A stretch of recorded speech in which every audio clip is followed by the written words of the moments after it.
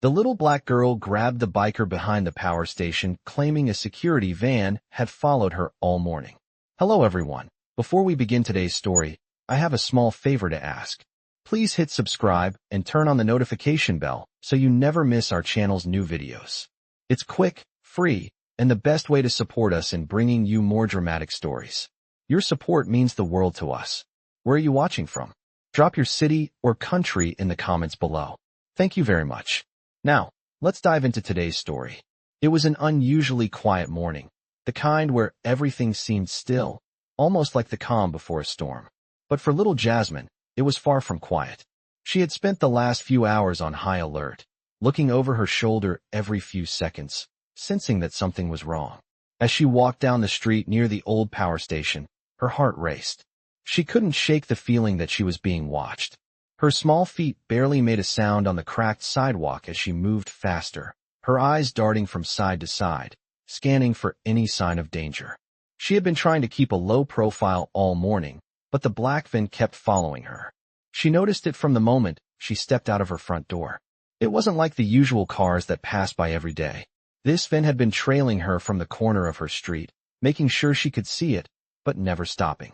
It had been there for what felt like an eternity, and Jasmine was scared. She wasn't sure who was in that van, but her gut told her they weren't just ordinary people. Her breath quickened as she turned the corner near the power station.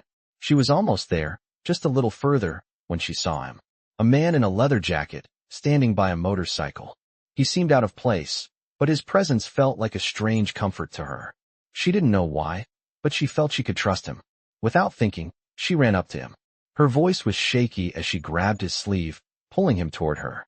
"Please, you have to help me," she cried. The biker turned toward her, his eyes narrowing as he saw the fear in her face. "What's wrong, kid?" he asked, his voice gruff but calm. Jasmine's voice trembled as she spoke. "There's a black van. It's been following me all morning. I don't know who's inside, but they won't stop." The biker's expression changed. He didn't ask any more questions. Without hesitation, he placed his hand on her shoulder and gave her a reassuring nod. "Stay close to me," he said, his tone firm. "I'm not going to let anything happen to you." Jasmine didn't fully understand what was going on, but for the first time that morning, she felt like she could breathe. The biker turned, motioning to his bike. "Get on," he said. Jasmine didn't hesitate. She quickly climbed onto the bike, clutching onto the back as the engine roared to life. She didn't know what would happen next, but she knew one thing. For the first time all morning, she wasn't alone, and that gave her a small sense of relief. As the bike sped off, Jasmine glanced back over her shoulder, watching the black van turn the corner. It was still following them, but she wasn't worried anymore.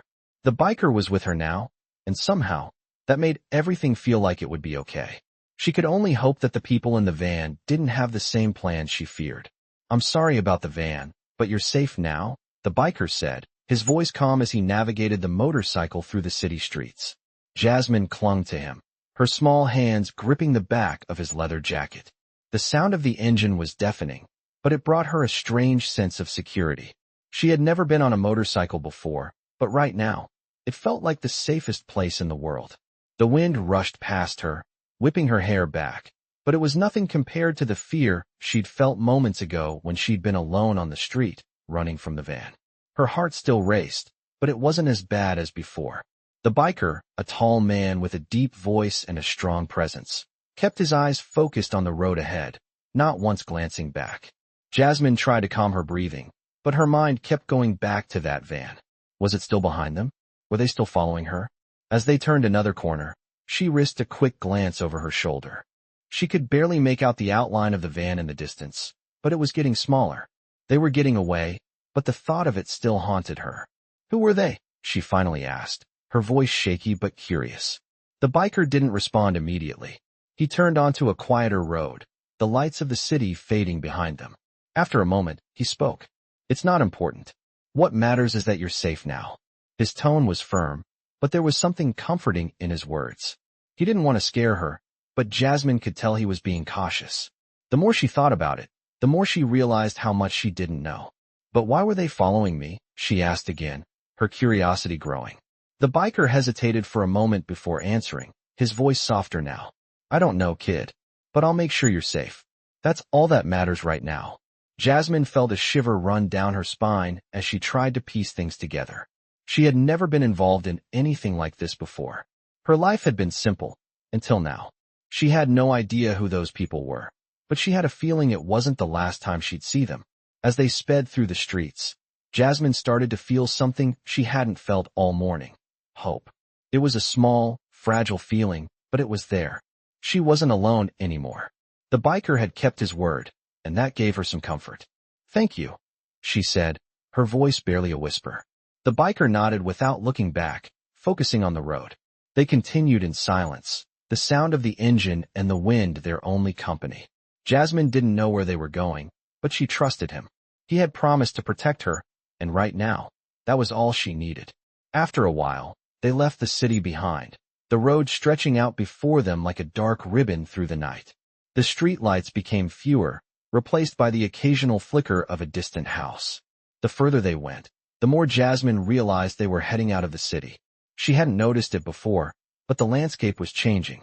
The tall buildings of downtown had given way to smaller houses, and now the only things around them were fields and the occasional tree. "Where are we going?" Jasmine asked, her voice filled with uncertainty.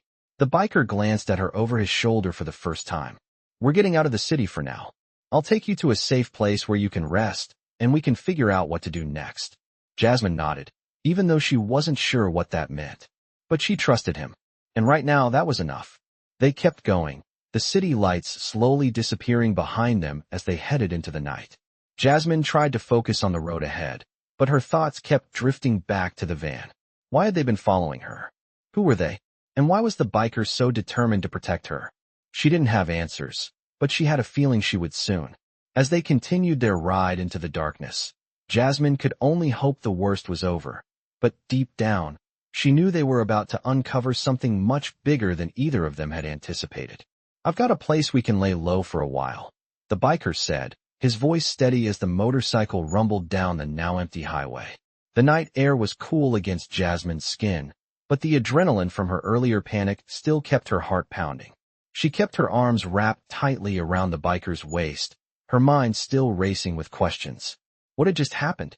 Why were those people following her? And who was this biker really? She hadn't had the chance to ask many questions before they left the city, and now she felt more confused than ever. As the miles stretched on, the lights from the city faded completely, and the road ahead seemed darker, quieter. The only sounds were the steady hum of the engine and the occasional rustle of wind through the trees that lined the road. Jasmine glanced around. There was nothing but darkness for miles. She didn't recognize anything. The houses were few and far between, and the occasional flicker of lights seemed miles away. "Where are we going?" she finally asked, breaking the silence that had settled between them. The biker didn't look back, but spoke with a calm confidence. "Somewhere safe. Don't worry about it. Just focus on staying calm." Jasmine nodded, though her mind was still spinning. She wanted to trust him, but the questions kept bubbling up inside her. "But why did they follow me?" she asked again, her voice trembling. The biker's grip on the handlebars tightened slightly, and for a moment, he didn't answer. Finally, after a long pause, he spoke. "I don't know, but I'm going to find out. We'll figure it out." Jasmine tried to process his words, but they didn't bring her the peace she was looking for. Who would be following a little girl like her? What did they want? And why did she feel like she had just stumbled into something much bigger than herself? The ride continued for what felt like an eternity. As they neared a small, isolated cabin, the biker slowed down, pulling off the main road and into a long gravel driveway that led to a house hidden deep in the woods. It looked like a place that could easily be missed if you weren't looking for it. The cabin was small, but sturdy, with a porch that wrapped around the front. Jasmine could barely make out the outline of a large garage in the back. The biker killed the engine, and the bike came to a smooth stop. Jasmine hesitated for a moment before sliding off the bike, her legs a little shaky from the long ride. The biker gave her a reassuring look, his expression serious but kind. "This is where you'll be safe for now," he said, his voice quiet. He led her up the wooden steps to the front door, and with a swift motion, unlocked it and gestured for her to go inside. The inside of the cabin was dimly lit, but it felt warm and welcoming in a way that made Jasmine's shoulders relax for the first time all day. There were old leather chairs, a small kitchen with a worn wooden table, and a staircase that led to an upper floor. It felt like a place far removed from the chaos of the city. The biker closed the door behind them and walked toward a nearby table where he started to remove his helmet. Jasmine stood there, unsure of what to do. She wasn't used to being in a place like this, but there was something about the stillness of the cabin that made her feel a little less scared. She wasn't sure if it was the bike ride, the cabin, or just the fact that the biker had kept his promise to help her, but she felt a glimmer of hope she hadn't felt all morning. "Are you going to tell me who they were?" she asked again, finally breaking the silence. The biker turned and looked at her, his face serious. "I don't know who they are yet," he said, his voice low, "but I'll make sure they don't hurt you." Jasmine could see the determination in his eyes, and for the first time, she believed him. She felt like she could finally breathe. For a few minutes, they stood in silence, and Jasmine's thoughts wandered back to the van and the people who had been following her. She could still see their faces in her mind, the way they had watched her, like they were waiting for something. She shuddered, but the biker noticed. "Hey, you're safe here," he said softly, his voice reassuring. "We'll figure this out." Jasmine nodded, though she still felt uneasy.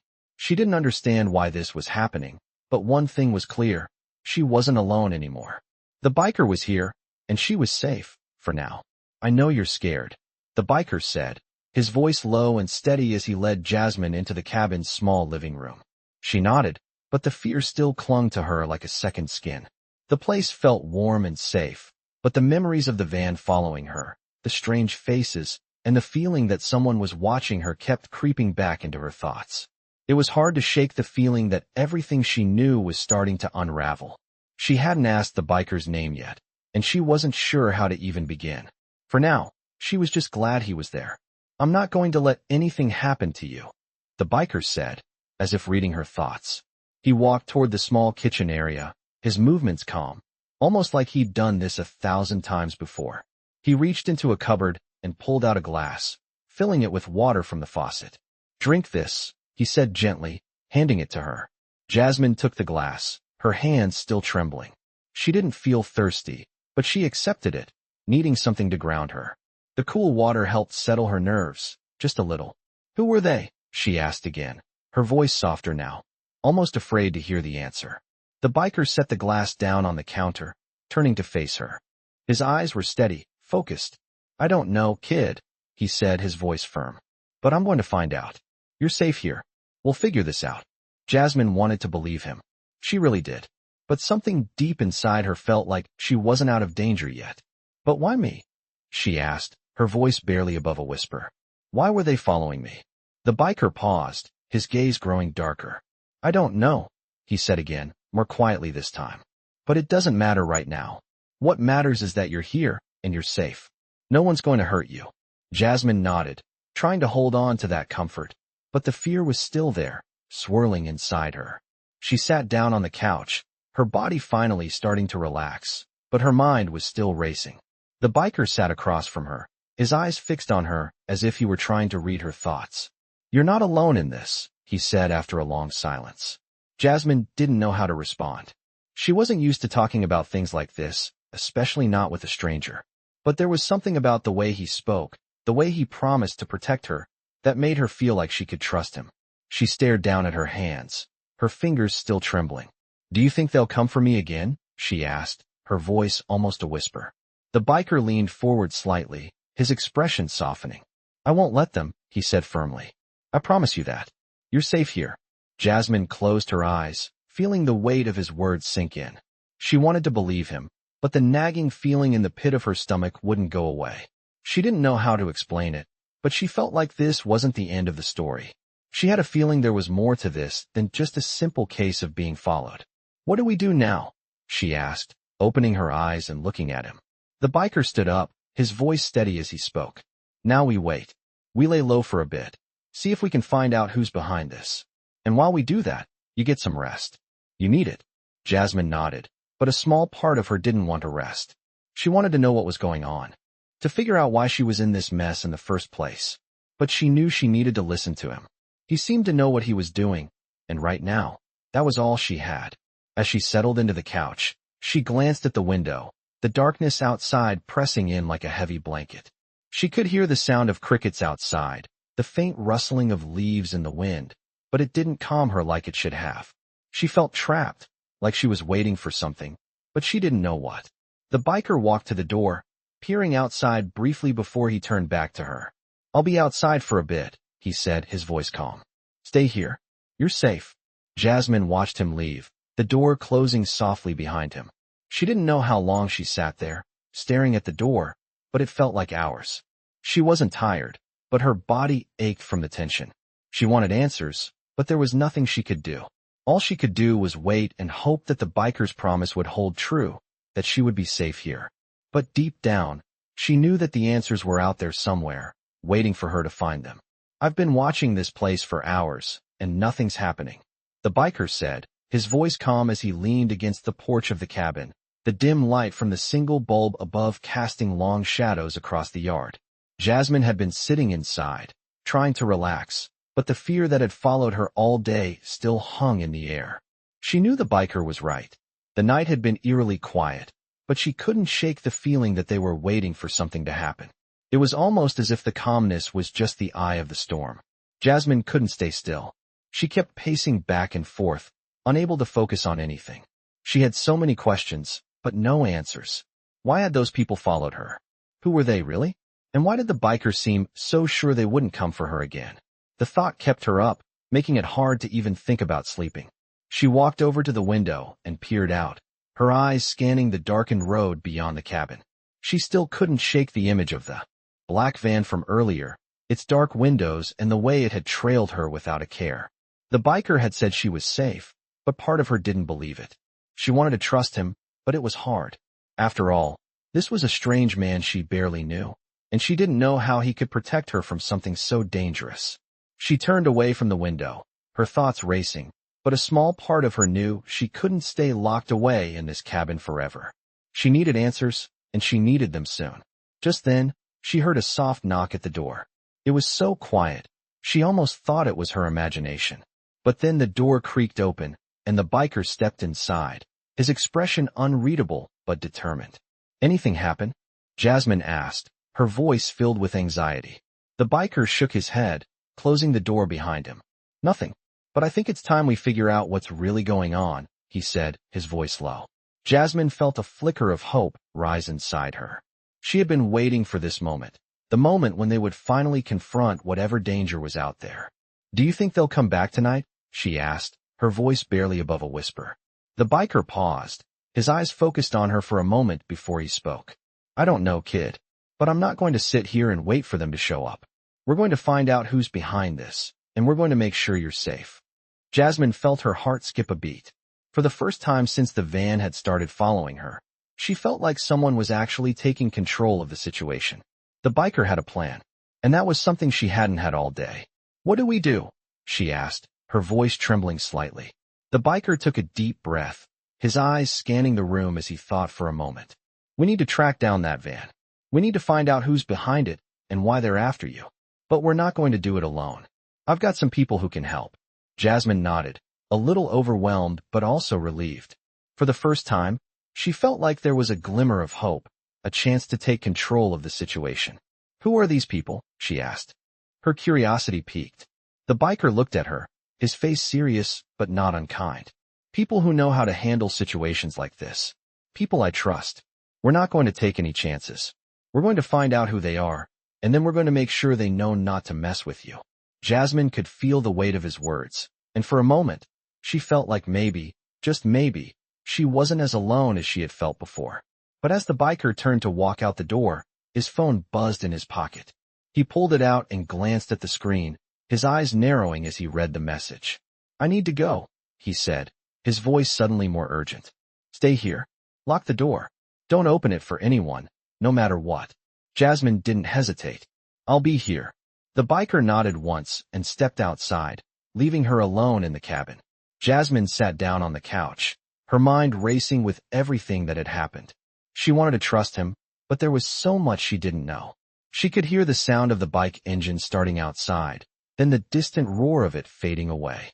The silence in the cabin was almost suffocating, and for the first time that night, Jasmine felt a chill run down her spine. She wasn't sure what was coming next, But one thing was certain. Things were about to get much more complicated. I had only been sitting there for a few minutes when I heard the unmistakable rumble of the bike returning. My heart skipped a beat as the sound grew louder, and then the bike slowed to a stop just outside the cabin. I stood up, walking toward the door, but paused for a moment. What if things had changed? What if something had gone wrong? I shook my head, pushing the thoughts aside. I had to trust him. The door creaked open slowly, and there he was, just as I had hoped. But there was something different in his eyes. Something darker. He stepped inside, and for the first time, he didn't have that calm, reassuring presence. His face was tense, and his hands were clenched into fists. I took a step back, nervous. What happened? I asked, my voice barely above a whisper. He didn't answer right away. Instead, he shut the door behind him, locked it, and walked over to the table. He ran his hand through his hair, his gaze fixed on the floor. They know we're here, he said, his voice low. I felt my chest tighten. What do you mean? He looked up, his eyes meeting mine. The people who've been following you, they've got connections. They know where we are, and they're not going to stop until they get to you. Or me. My heart pounded. What do we do now? I asked, panic rising in my throat. The biker took a deep breath, his face hardening as he looked at me. We fight back, he said simply. But we do it smart. We need to track them down first, find out who's pulling the strings. If we go in blind, it could get ugly. And I'm not putting you in danger. I swallowed hard. How do we track them down? The biker reached into his jacket and pulled out a phone, flipping it open. He dialed a number, and after a moment, a voice on the other end picked up.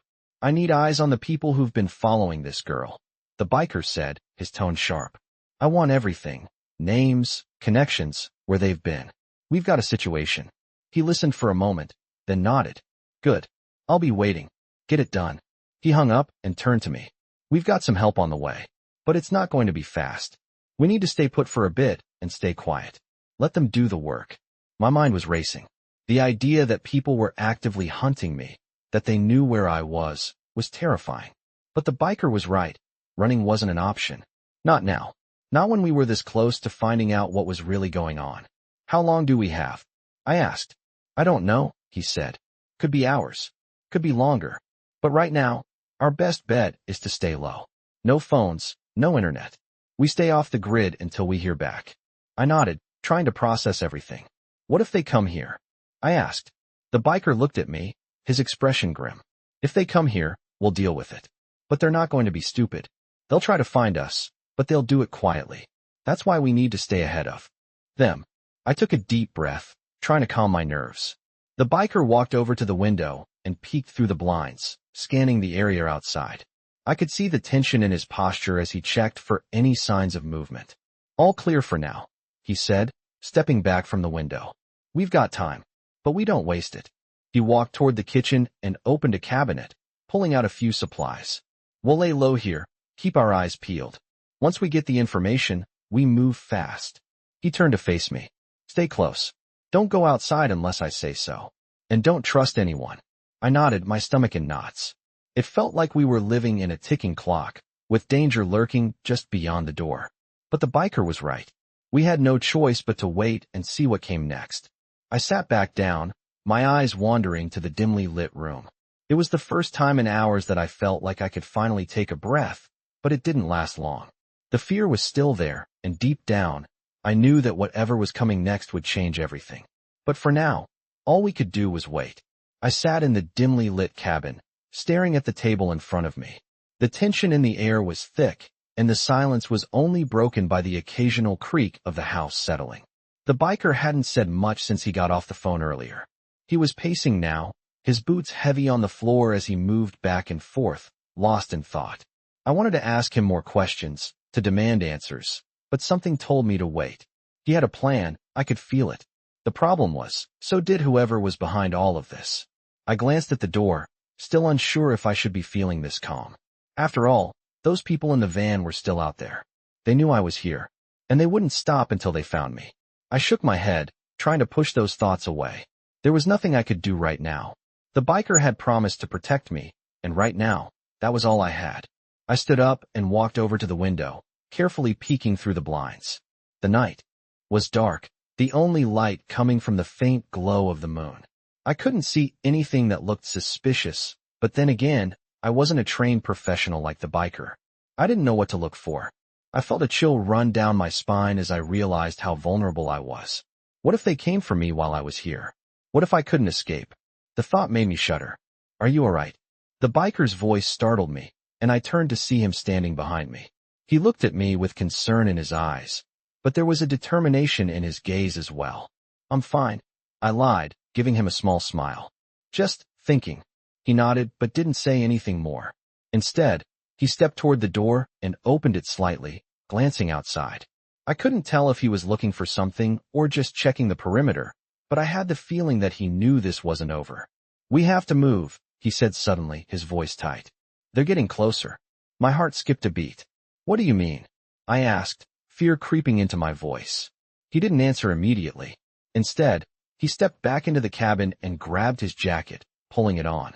I've been in contact with someone who's got eyes on them, he explained. They've been tracking the van's movements. They're headed this way. My stomach dropped. What do we do? I asked, panic rising. He turned to face me, his eyes hard but focused. We get out of here.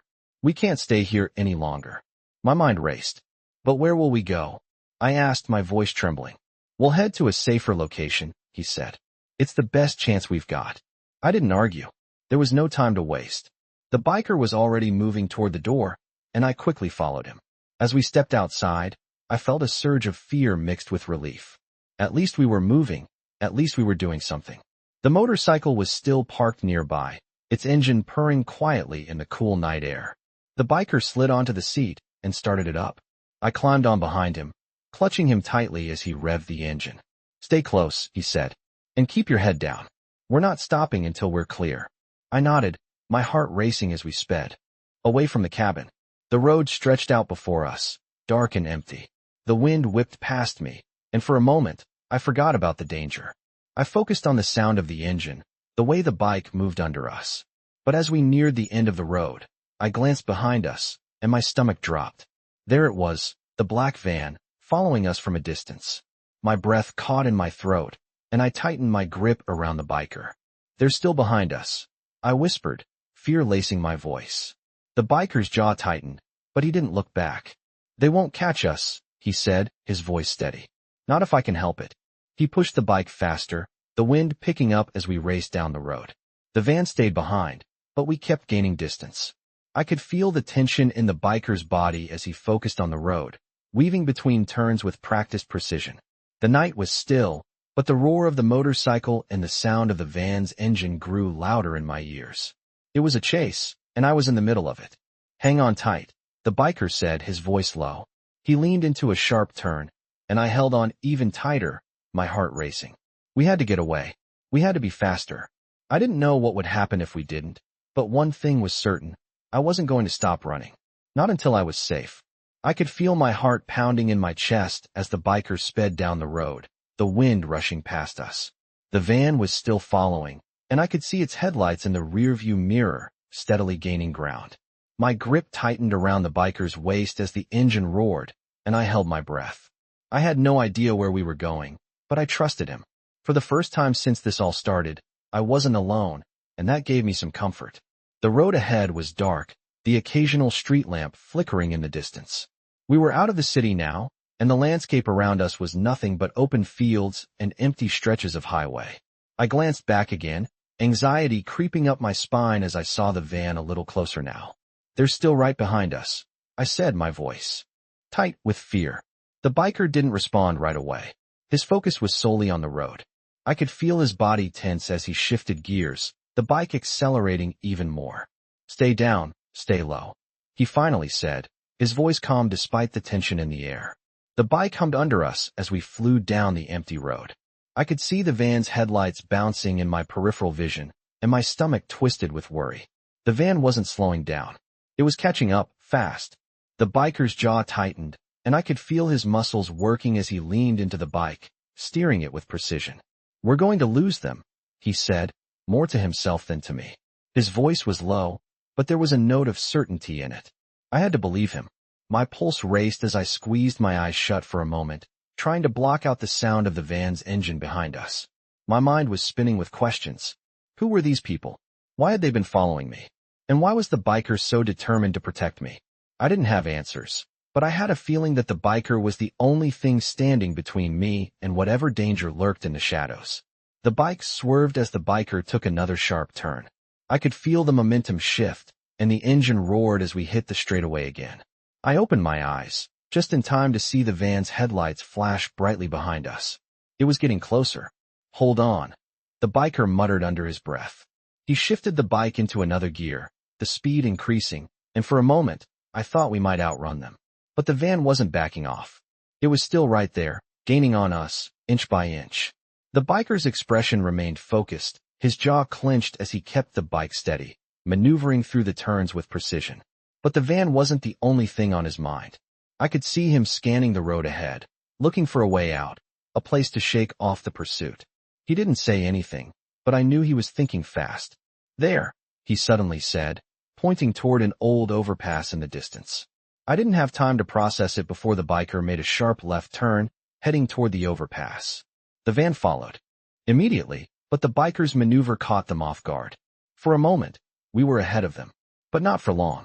The bike shot forward, the engine roaring as the biker pushed it even harder, trying to create more distance between us. My heart was racing in my chest, my breath coming in short gasps as the wind whipped past. I could feel the adrenaline coursing through my veins, pushing me to hold on tighter. The van was still behind us, but the gap was widening now. We were pulling ahead. The bike accelerated down the road, the sound of the engine filling my ears as the world blurred around us. "We've got this," the biker muttered, his voice steady but low. I couldn't see his face, but I could feel his confidence. It was a small comfort. We were almost there.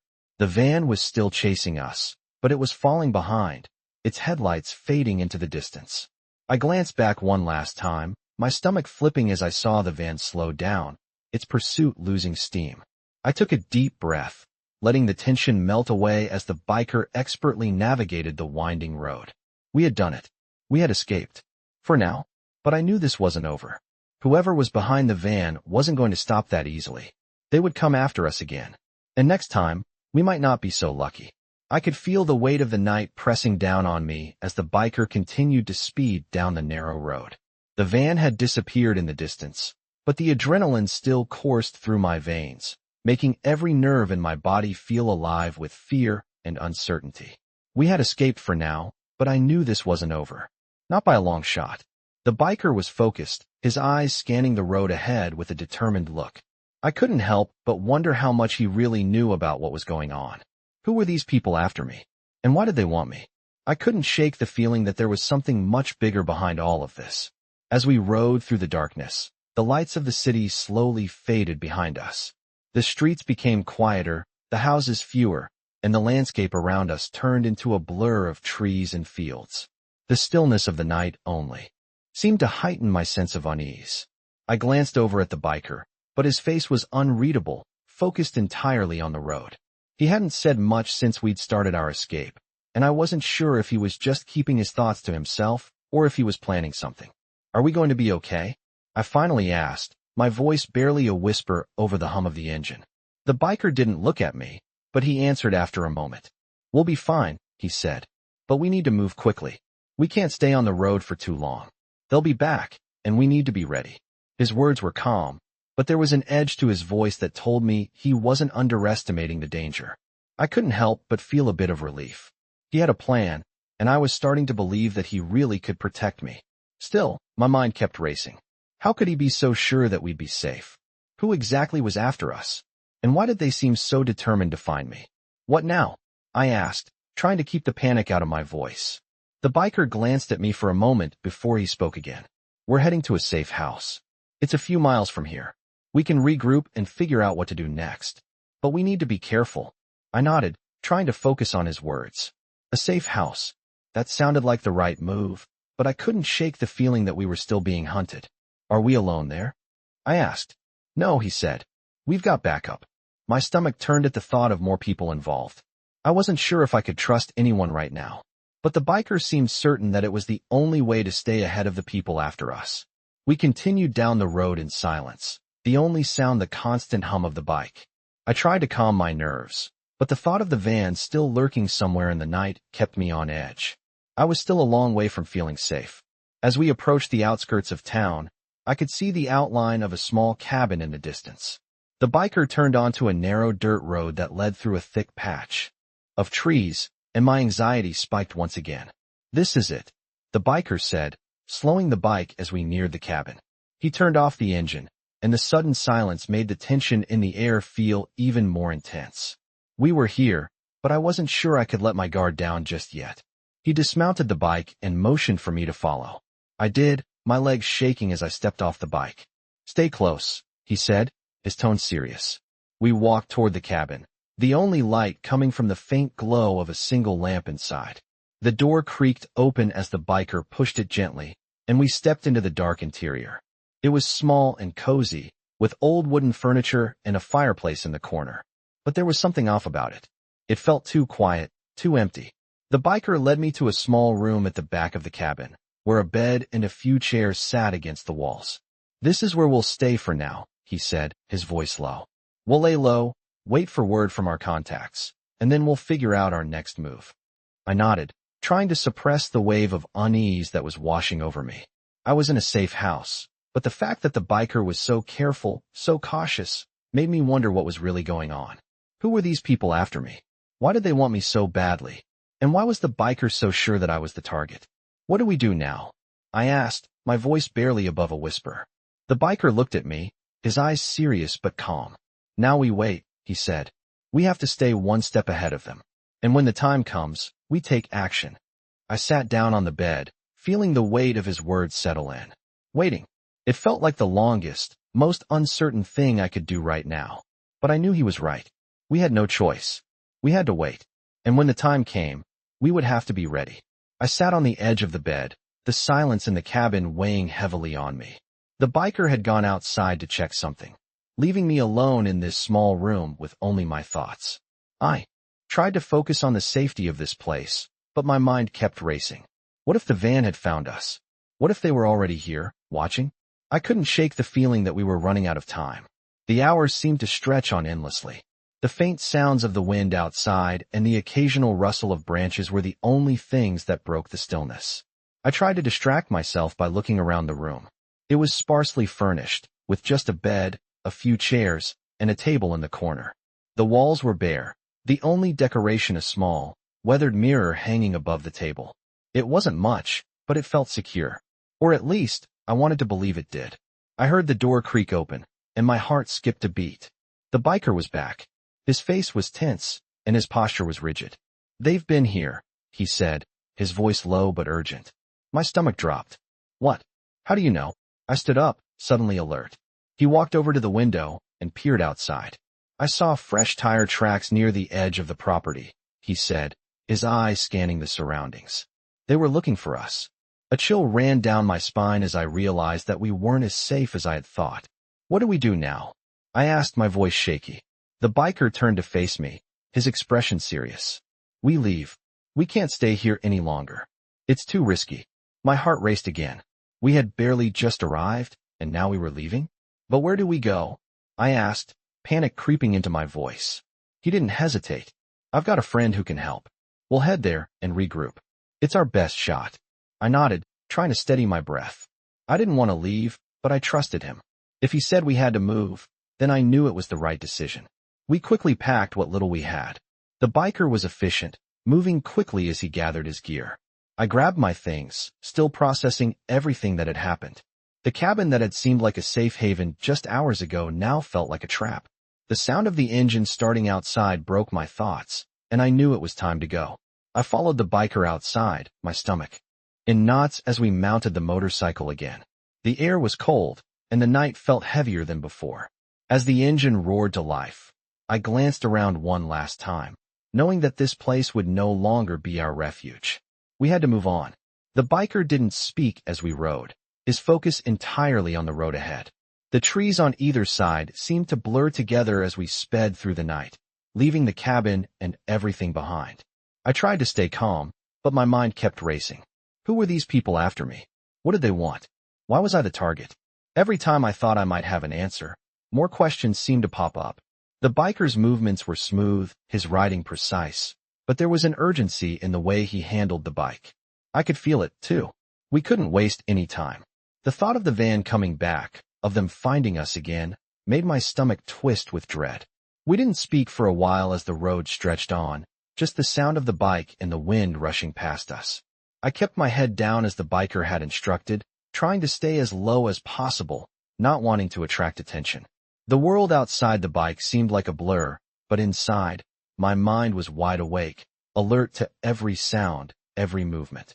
After a while, we slowed down, and the biker took a sharp turn onto a smaller, more secluded road. The landscape around us changed. The trees thickened, and the road became rougher. We were far from any main highway now, and the darkness seemed to swallow everything around us. I felt a chill, not just from the cold, but from the sense of isolation. We were deep in unfamiliar territory. The biker didn't seem to mind.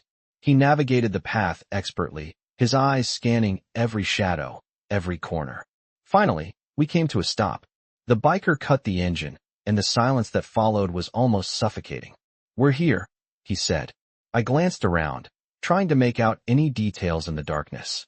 We were at the edge of a forest, and ahead of us, I could make out the faint outline of a cabin, much smaller and more rustic than the last one. This place felt different, more isolated, but somehow more secure. The biker led me toward it, his footsteps quick but careful. The door opened with a creak, and we stepped inside.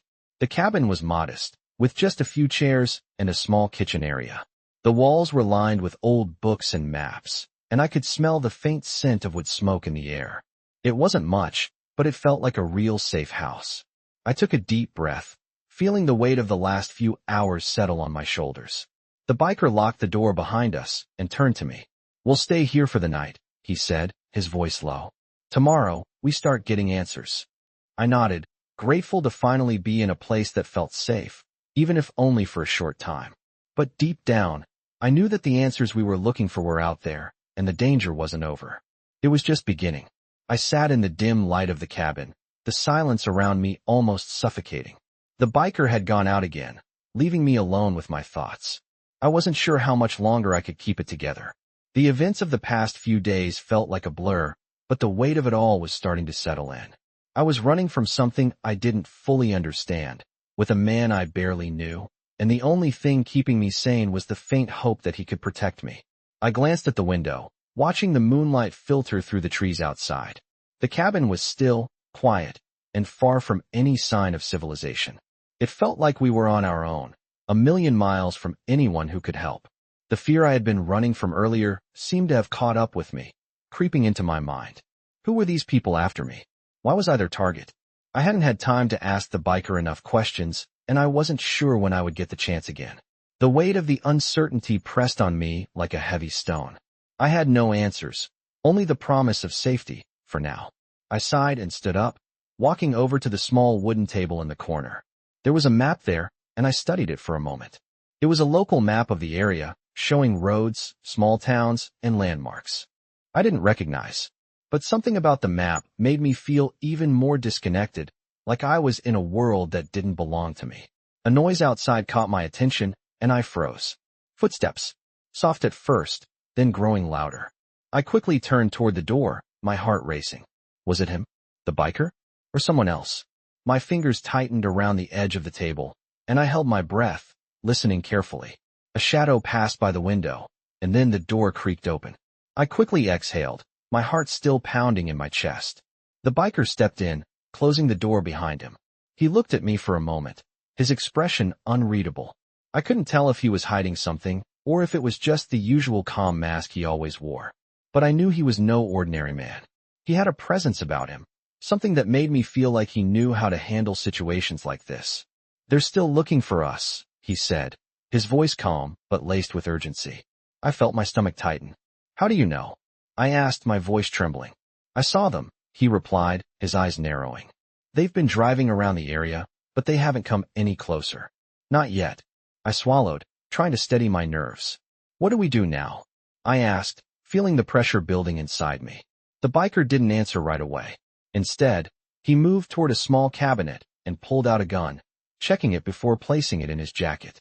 It was the first time I had seen him carry one, and the sight sent a chill down my spine. "We wait," he said finally. "But we don't let our guard down." "Not yet." I nodded, though I wasn't sure I could handle another moment of waiting. Every second felt like it was dragging on, but I knew he was right. We couldn't take any chances. "You should try to get some rest," he added, his voice softening slightly. "You've been through a lot." Rest? How could I rest when I didn't know if we were going to be safe 5 minutes from now? But I didn't argue. Instead, I sat back down, trying to clear my mind. The silence in the room was almost unbearable, but I couldn't help but notice the weight of the biker's words. We were in danger, real danger, and there was nowhere else to run. I glanced at the door, half expecting someone to burst in at any moment, but the stillness remained. The biker's calm demeanor was both comforting and unsettling at the same time. I could tell he was thinking, planning something, but it was clear that the threat wasn't over. I watched as he walked over to the window again, peering outside. The shadows were thick, and the light from the cabin barely reached beyond the trees. It felt like the world outside was closing in on us, and we were trapped in this small space, waiting for the storm to hit.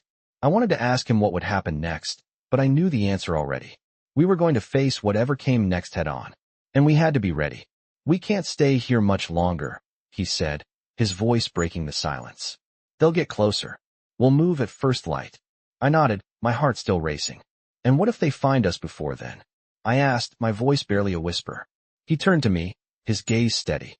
"Then we fight back," he said simply, as though it were the most natural thing in the world. "We'll do what we have to do." I wasn't sure I was ready for whatever was coming, but one thing was certain. I was going to face it. With him. And that was all I could do. I woke up to the sound of footsteps outside the cabin. The room was still dark, the only light coming from the dim glow of a small lamp. I hadn't slept well, my mind racing with thoughts of the danger we were facing. The biker had said we would leave at first light, but the rising tension in the air made it feel like we were already on borrowed time. I could feel my heart pounding in my chest as I quietly got out of bed, trying not to wake the biker. He was still asleep, though I could see the tension in his posture even in rest. His protective nature had kept me alive so far, and I knew that whatever came next, I would have to rely on him again. I walked over to the window, carefully parting the curtains to peek outside. The forest around us was shrouded in darkness, the thick trees blocking any view beyond the small clearing where the cabin stood. Everything was still, but my instincts told me that it wouldn't stay that way for long. I turned away from the window and grabbed my bag, trying to stay as quiet as possible. The air in the cabin felt thick, and the weight of uncertainty was starting to settle in my bones. I didn't know what to expect, but I knew the biker was right. We couldn't stay here any longer.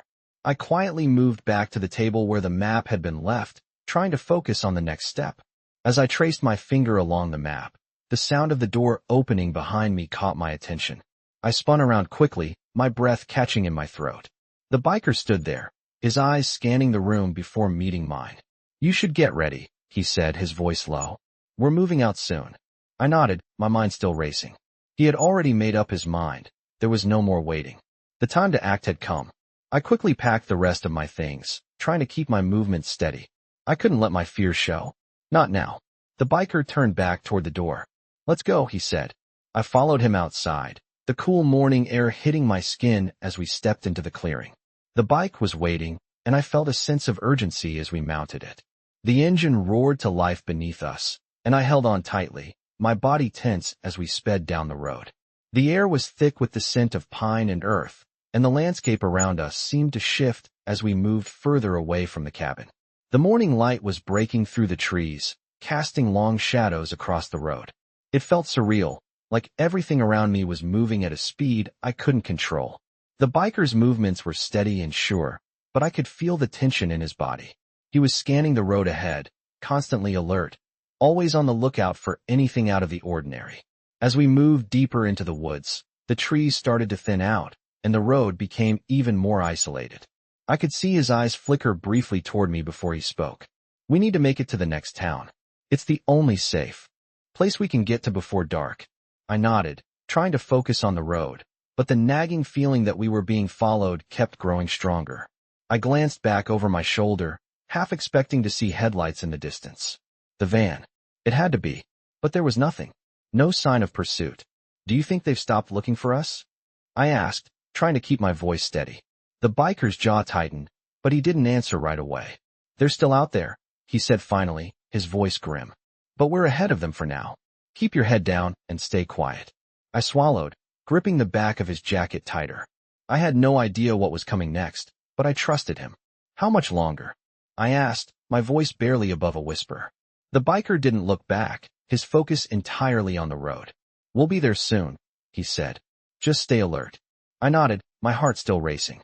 The sounds of the bike, the wind, and the occasional rustle of the trees around us filled the air. I tried to push the fear out of my mind, but it was impossible. I didn't know how much longer we could keep running, or how much longer he could keep me safe. The biker was leading us down a winding path, the road becoming narrower and more treacherous as we moved deeper into the woods. The cabin had felt like a refuge, but now we were leaving it all behind, and I wasn't sure what awaited us in the next town. What if the people chasing us were already there, waiting for us? I glanced ahead, seeing the faint outline of the town in the distance. It felt like the light at the end of a tunnel, but I couldn't help but wonder how much longer we could keep up this fight. The van was out there, still looking for us. I could feel it in my bones. But for now, we had to keep moving. We had no choice. The town was almost within reach, and whatever happened next, we would face it together. We reached the outskirts of the town just as the sun began to dip below the horizon, casting long shadows across the road. The biker didn't slow down, his eyes scanning every corner, every alley. The town wasn't much, just a handful of buildings, scattered along a few main streets, but it felt like a world away from the chaos we'd left behind. The bike roared as we entered the small, quiet town, and for a moment, everything seemed almost peaceful. Too peaceful. My heart was still racing, but now it was for a different reason. We had made it this far, but would we make it through the night? The biker slowed down as we neared a small, run-down building on the edge of town. It was a place that looked like it had seen better days, with cracked windows and a faded sign above the door. It wasn't much, but it was exactly what we needed. We pulled into the small parking lot behind the building and stopped. The biker killed the engine and looked at me. This is where we'll wait. No one knows we're here, but we can't stay out in the open. Stay close, and don't trust anyone. His voice was firm, but there was something in his eyes that told me he was just as on edge as I was. I nodded, trying to steady my breathing. I had to stay calm. For the first time in what felt like days, I wasn't sure if I was ready for whatever was coming next. We got off the bike, and the biker led me to the back door of the building. He knocked twice, then waited. A few moments later, the door creaked open, and a man stepped out. He was tall, with a scruffy beard and eyes that immediately assessed us. The biker nodded at him, and the man stepped aside, allowing us to enter. The inside was dimly lit, the air heavy with the smell of old wood and something metallic. It wasn't the kind of place you'd want to stay long, but it would do. Stay here, the biker said, as he turned to talk to the man. I didn't understand everything they said, but it was clear that the biker was getting the information we needed. The man's tone was low and urgent, and I could see the tension in their conversation. They were planning something. A few minutes later, the biker came back to me. We've got a lead. It's not much, but it's something, he said, his voice determined. We need to move quickly. I followed him to the back of the building, where we got into a van. It was a nondescript, beat-up vehicle, perfect for blending in, but it was a far cry from the motorcycle we had been using to escape. I could see that the biker was making sure everything was set, checking the rearview mirror and glancing around nervously. We drove through the town, taking a route that seemed to avoid the main roads. The van bounced along the uneven roads, and the further we got from the town, the more my anxiety built. We were heading into unfamiliar territory, and it felt like every turn was leading us deeper into something we couldn't escape. Where are we going? I asked, trying to keep my voice steady. The biker looked over at me briefly. A safe house. We'll lay low until we figure out who's behind this. But we have to keep moving. We can't afford to stay in one place too long. His words made my stomach twist. But how do we know they won't find us there? I asked, fear creeping into my voice. He didn't look at me as he answered, keeping his focus on the road. Because we'll be ready. We're not running anymore. We're going to face whatever comes next head on. I was silent for a moment, trying to wrap my mind around what he had just said. For so long, we had been running, trying to escape, but now he was talking about facing the danger directly. It was a terrifying thought, but I knew that if we were going to survive, we had no choice but to keep moving forward.